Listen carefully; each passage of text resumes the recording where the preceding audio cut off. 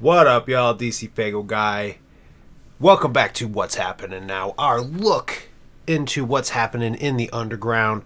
We got some shit to talk about, so I'm not going to waste any time. We're going to jump right the fuck into it. Yeah, some shit got announced, and I am stoked for it.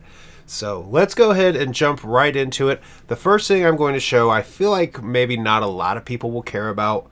I hope a lot of people care when I show this because I'm a huge fan of him. I wish more people were. He's the underground's best kept secret, I feel, because he's so talented. He's multi-talented, and you know, he just kills it. So I want to make sure that I'm showing love to Loki as much as I can. But Loki dropped his first quarter schedule. Looking at this, there's a lot of mask drops, but one of the things on here that has me really excited is that Baddie Bat Fall from Grace. If you don't know, when he was putting out the singles for Portraits of Horror, they were also dropping singles for Baddie Bat. And it was going to be a similar style where you were going to get an album once all the singles dropped, and then you would have her full-length album. So obviously with what happened with Portraits of Horror, it kind of put Fall from Grace up in the air, and they did finally announce it was going to come out. It was originally supposed to come out at New Year's, if I remember correctly, from the fall schedule of 2023, but now we for sure have a date of 2/12, and I hope that it comes out, because I absolutely fucking love the singles that have been put out so far from Baddie Bat, and I'm excited to hear what else they have on the album. If I'm not mistaken, it's supposed to have 3 or 4 more songs on it. So really excited for that one. But some of the things that I really want to highlight on here is some of the shit he's doing that's VR. If you follow Loki, you know. If you don't follow Loki, he is doing some innovative shit. He is working with a Meta 3, Meta 2 even.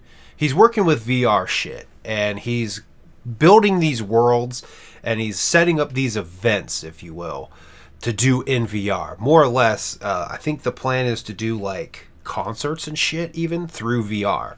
It, to me, is kind of like groundbreaking shit. This is the kind of shit that like ICP is notorious for. You know, they did podcasting before it was a thing. They've done some really innovative shit, and I see Loki doing that next innovative shit. So I have it in another little tab here. He's doing the first Dreamwalkers event. Dreamwalkers, if you don't know, is the name of his Discord server that he's using to basically serve as a VR hub. If I remember to, I will put the link to that Discord server in my description. If you're into VR, it's something I think you should check out. And if you're not into VR but you're curious, I would say check it out as well. I myself have gone back and forth on if I'm going to get a VR headset. For me, it was kind of like, how can I use this to level up doing YouTube and the videos that I create? Because one of the things that Loki has done with his Meta 3, his Quest 3, I should say, is he's done like point of view videos. Like they've done live streams over on the Zargorg show where they linked up the headset and you got to see Loki's point of view. And when I saw that, my mind went, and I'm like, I totally could fucking use this to do some crazy cool shit with YouTube. You know, Megs and I do gameplay videos over on her channel. You know, with me doing CD reviews, it would allow me to go right into the point of view and actually like show the CDs, and my mind was just like just blown absolutely away. But Quest 3s cost like $500.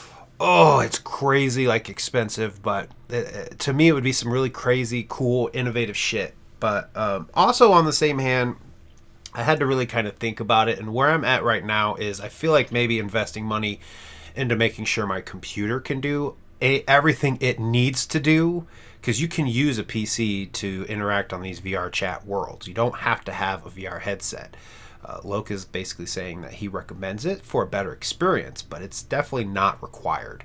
Even people with Android phones can interact with the VR chat worlds, but just what he's doing feels so groundbreaking with this these VR worlds. Like in the Discord server, he's been showing previews of a world he built called Shadowland. It's based off of his first Oracle, Shadowland. I guess it has music playing in there. It has instrumentals from the album on there. I need to get on VR chat and start fucking around on my PC, make sure that my computer can handle it, and just start messing around with it. But yeah, Loki did drop his first quarter schedule. We got a lot of VR events going on, and I'm really excited. There's one happening in March that I'm really, really excited for. I don't feel like I should be talking too much about that though, but it's definitely going to be dope. The Infect House Party. I will leave the details about that event to Loki to drop when he's ready to drop it. But yeah, there's some really dope shit going on. There's some remixes dropping as well for songs. And just a quick look, it seems like all of the remixes are from Oracle albums. Hole in the Sky, The Devil Tree, Forever. Yeah, I just see the three. So all the remixes are Oracle songs. They are off of Oracle albums. Hole in the Sky being off of Eyes of Parasuva, The Devil Tree being off of Shadowland, and Forever being the final track of The Book of Time, which is an amazing song. Go listen to it if you have not heard it. But there's some really dope shit going on right now with Loki, and again, innovative. He's being innovative, and it's fucking amazing, and I am curious to see how many other artists in the underground pay attention to this and go, holy fuck, why did we not think of this? So hopefully that spreads a little bit like a virus and other artists come up with these really cool ideas. But you know, Loki is doing some innovative shit. So let's go ahead and close out of these two tabs. I just wanted to show love to Loki and what he's doing. He's killing it. He did drop a new logo. I don't have that prepared for me. I did order a hoodie with that logo on there and probably going to do an unboxing for it, just because it's really fucking dope. Really fucking dope logo. Loki is just killing it. Underground's best kept secret. If you have not heard of him, if you're not fucking with him, yeah, check him out. Check him out. At the very least, check him out. I guarantee people will be blown away by him. So, moving on to the next huge thing. Beverly Kills and Terror Will get re-released, but most importantly, they got remastered. If you're an OG, if you're an old school Juggalo, you know, listening to those CDs, the volume is super fucking low. Like crazy low. Anytime you listen to ICP on shuffle and you hear a Beverly Kills, Terror Will, or Tunnel of Love song and immediately go to another song from them, the volume drop and the volume differences are so noticeable. So I first learned about this remaster from the homie Mike Sears. He was talking about it on Twitter. I was like, wait, they're remastered? And that little piece of information right there was enough for me to go, yo, I have to buy these. I did sit on it just for a little bit longer because, you know, I just had to get my money right and shit like that. They've also dropped two dope shirts right there with... the Beverly Kills one has the artwork from the album. The Terror Will one, I believe... is like promotional art from back of that era, maybe. I don't know. I don't remember. But they did drop 2 shirts as well to support the re-releases. But yeah, that is such a huge deal that they remastered them, and I really, really, really, really, really hope that they do it for Tunnel of Love. And that's ultimately why I went ahead and bought Beverly Kills and Terror Will, even though I already have them. They are digipacks. I don't really like digipacks, and I didn't bring it with me to show, but I have a very good reason of why I don't like digipacks. And I feel it's important to show it, so I went ahead and went and grabbed it. For those who don't know, who haven't watched it, who don't care, there was an album dropped last year by King ISO called Get Well Soon. And it was indeed a digipack. I'm going to switch my screen back over here so you guys can see. If you can see that, if you can't see that, we're going to get it up here close. I'm bumping the microphone and everything. See that huge ass fucking crack right there in the middle? This is the kind of shit that happens to digipacks. Maybe this part here gets torn. Maybe something gets faded, ripped, or whatever. When it comes to digipacks, there's no replacing this. When this gets damaged, that's it. It's damaged. You'd have to rebuy the album all over again, which for some people made of money, it's no big deal. But for people like me that has bought an album and doesn't really want to have to go buy it again, it's kind of like when something like this happens and the case cracks, it sucks. You know, when it's a CD case, a jewel case, I have tons of extra jewel cases. You can order them online and get more. But when a jewel case breaks, I mean, and maybe there's a place out there that sells just the clear plastic here, and you could maybe just like re-glue it on. I haven't looked into it, honestly. That's actually probably honestly something worth doing. Maybe there is a way to do that. But yeah, for me, it's when this happens, there's no replacing it. So when it comes to digipacks, I like them better than the cardboard sleeves, yes. But ultimately, I would love for CDs to be released in jewel cases, because if something happens to the jewel case, I can replace it, no problem. So the fact that these were on digipacks, I at first was like, I don't really need them. It's cool that they're re-releasing them because they're really great albums. Just hearing that they're remastered, I was like, all right, bet I'm getting them. So I am the homie Joker, not Joker's Gallery. Shout out to him though. The homie Juggalo Collectibles did do an unboxing, and he did a little comparison of the old CDs as well as the new ones. My plan is to do an unboxing, but to more so do a comparison of the audio. I'm going to do it very old school style. I have a Discman still. I'm going to hook it up to my little speaker. It's a little sound bar that I have and use here for my computer. But my plan is to play the audio of the old CD and then put in the new disc. Don't even touch the volume and just play the new ones to see and hear the difference. And then maybe go in through my editor and actually play you the clips. It'll probably get copywritten like a motherfucker. Hopefully it won't get taken down. But yeah, I think it'd be really cool and important to just show like how great these remasters are. And yeah, I hope it's something that they'll continue to do, because they did that for Riddlebox and they did that for Great Milenko. They both had anniversary albums released for them back in 2015 and in 2017. New packaging, new everything, but they were remastered. And, you know, with these EPs, it's definitely really, really important that we get that remaster, because for so many years it was such like low quality, noticeably low quality. So very, very, very, very excited that that happened.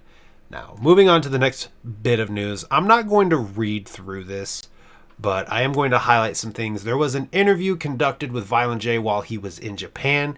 This was translated, so like some of the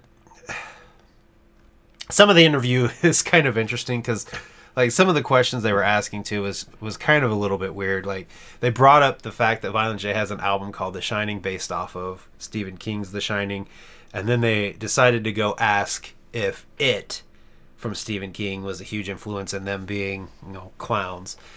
It was very interesting to get like that take of like the cultural difference between Japan and the United States, and how like it was interesting but very weird at the same time. Like what that was a connection I never would have thought to ask. So it was very interesting and neat.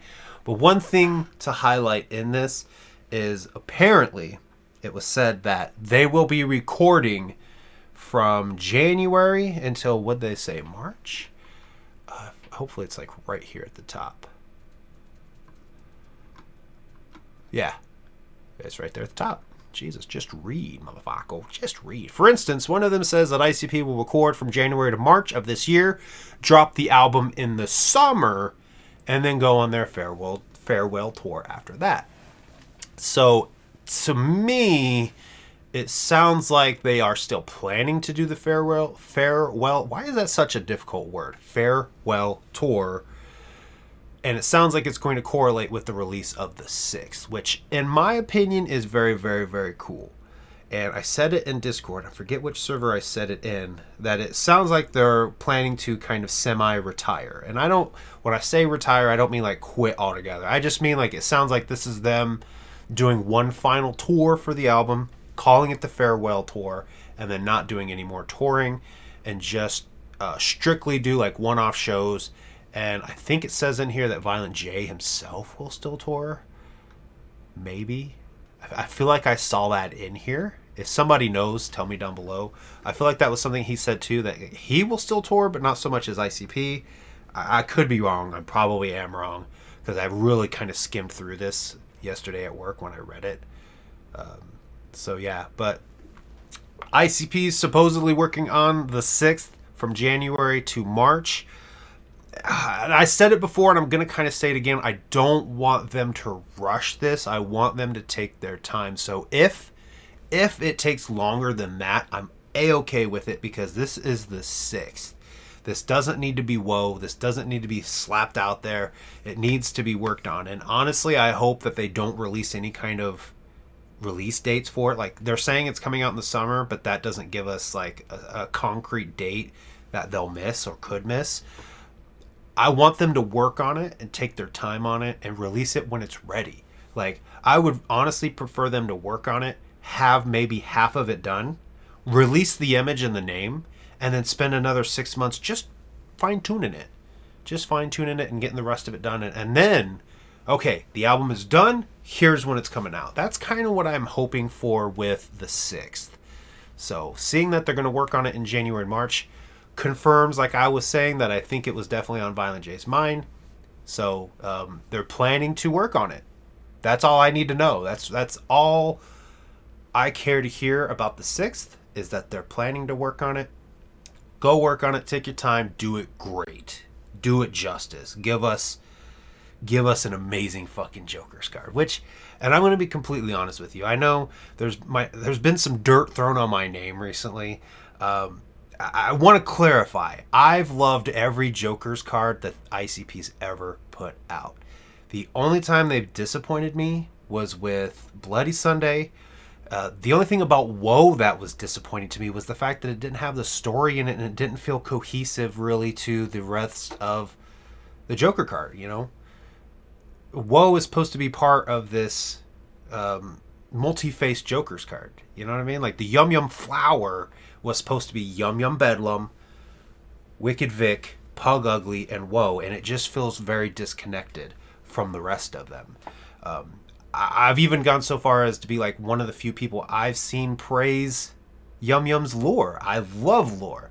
So just whatever you hear about me or see about me is not, just know that it's probably not true. And going and looking at old videos, you'll see the truth. The truth is there. So I did want to state that. I've loved everything ICP has done. Like, don't get that shit twisted. There's memes about me. I laugh at them because I think they're funny. They're a little accurate, but also a little inaccurate, and that's the thing. It's like, with the dirt being thrown on me, I find it funny because it's like, man, like, these are assumptions about me. So, like, if people believe them, there's nothing I can do, right? Absolutely nothing I can do about that. And there's nothing I can do about the people doing that, that are trying to smear my name. It is what it is. It's the internet. So I'm going to keep doing what I'm doing, and that's all I can do. So, but yeah, the 6th, it's on Jay's mind. They're planning to work on it. I'm happy to hear that. Take your time, guys. I don't expect to see the 6th like quick. Take your time, give us an amazing album, and yeah, let's fucking hit that farewell tour. That'd be the shit. And then moving on to the biggest, I'm going to say the biggest piece of news. ICP to perform Wicked Wonka show at Juggalo Weekend Night 2. I see Faygo lovers corrected their error. They had it as Night 1. They announced it for Night 2. It's going down on Saturday. And, oh my God, when they announced this, I was like, fuck, if this was closer, I'd be there in a heartbeat. Like, oh. But, like, the money it would cost to fly out there, I mean, I guess I could drive, but that'd be expensive. Have to pay for a hotel. Get the tickets, because, I mean, getting the tickets for Juggalo Weekend is going to be a lot as well. This is going to be a dope show, and for anybody and everybody that's going, it's going to be fucking amazing. And when I saw it, I immediately wanted to go watch the DVD. And if you don't know what DVD I'm talking about, because I've kind of promoted Megs and I possibly doing a live stream, and I talked to her, she's down. So if you're not subscribed to Meg's channel, link in the description. Go check out Meg's Diamond. Go subscribe on her channel. Sounds like we're planning to do it tomorrow, Sunday. We're going to do a live stream of us watching the DVD. The DVD that I'm talking about there's 2 versions of Hell's Pit. One of them has the music video in 3D for bowling balls. For whatever reason, I guess I never ended up with that one. I remember buying the first 6 box set and like taking that like hopeful gamble that it was going to have that. But every copy of Hell's Pit that I've got, every one of them contains the DVD that is the Wicked Wonka tour bootlegged in Denver.